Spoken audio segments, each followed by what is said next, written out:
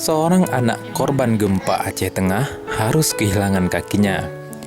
Tim dokter terpaksa mengamputasi bocah 6 tahun tersebut karena kakinya hancur tertimpa reruntuhan masjid di Desa Blangmancung, Kecamatan Ketol, Aceh.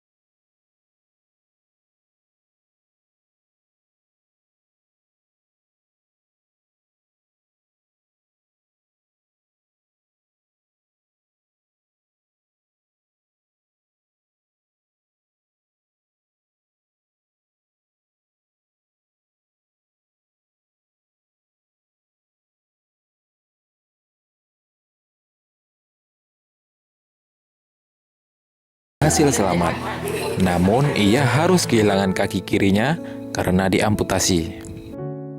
Saat ini sehat, alhamdulillah, udah banyak kurangnya lah selama 2 hari kan.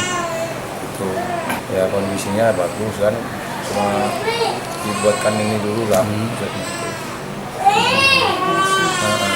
Mesti sembuh dulu baru Sembuh dulu kan. kasih Ya, kaki palsu. kasih kaki palsu. Kasih kaki palsu ya.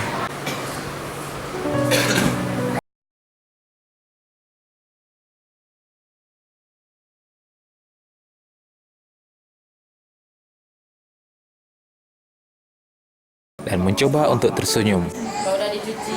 Orang tua Romi pun berharap anaknya bisa sembuh dan ceria kembali.